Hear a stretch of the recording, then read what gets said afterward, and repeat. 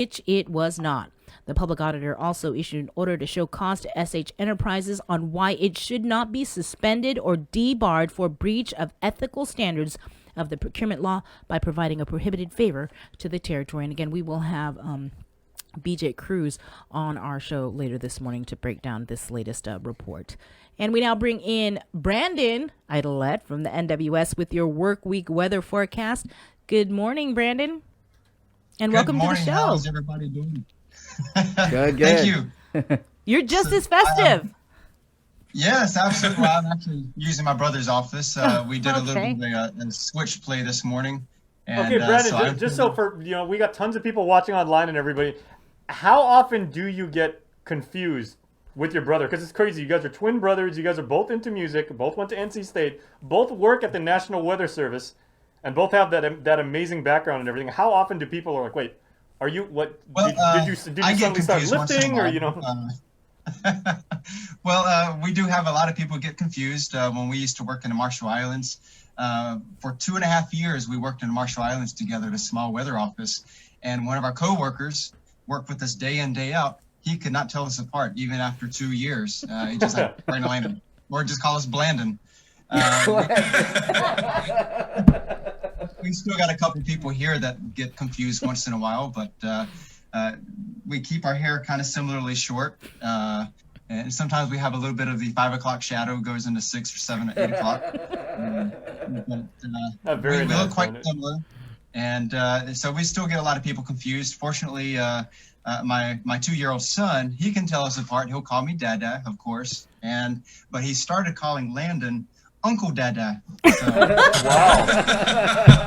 Okay, I wasn't gonna go like I wasn't gonna ask about like family mistakes and everything like that. But I guess since you brought it up, when you guys were younger, did you ever do it's been done so many times in sitcoms where you have like one of you's on a date and you do like the old switcheroo or switcheroo. Well, this one time in middle school, my brother was kind of interested in a girl or the other way around or both ways. And so we called her on the phone on speakerphone. And so he started talking, then he points at me. And so I start talking and then we kind of go back and forth. And then I start talking about my shoes.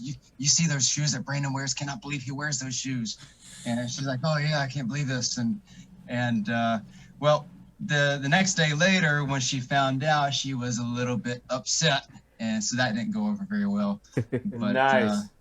Dude, if this was the 80s, that would be like an entire sitcom right there. I mean, premise of this. You're green, my wife signed can tell up. us apart. My wife can tell us apart, so that helps a lot, and that would be kind of interesting if she couldn't tell us apart.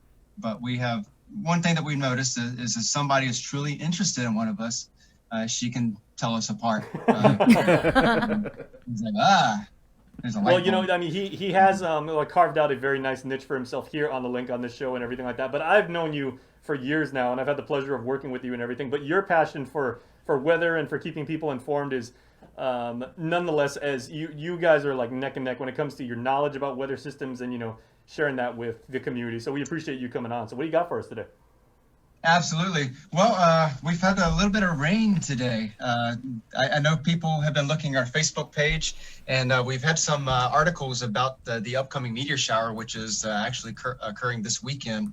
It's a Geminid meteor shower. So for today, we've had hydrometeors and we've had astronomical meteors.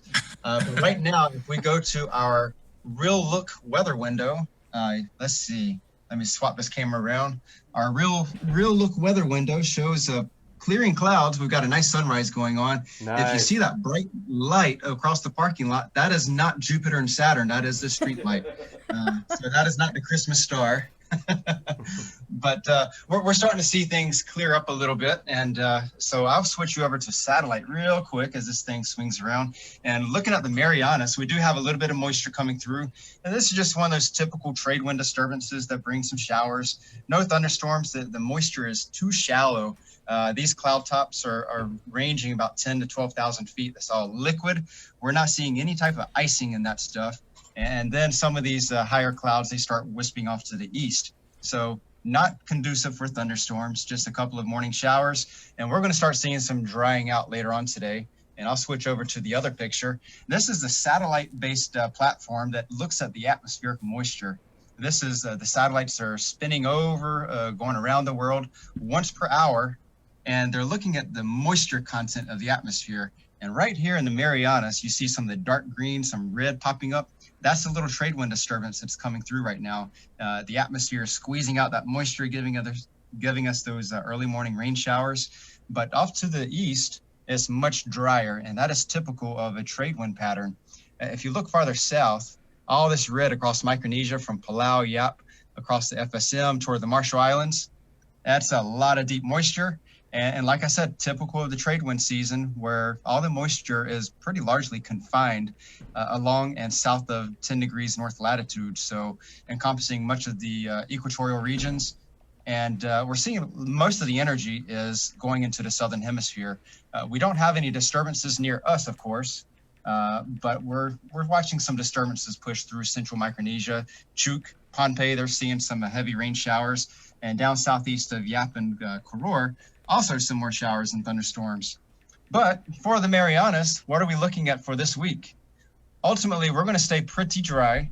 Yes. We're looking at the trade wind disturbance moving through later on today, and there's not much rainfall this week. I'm looking at some of the models. I like to compare a lot of the computer models and just to see what they're showing us.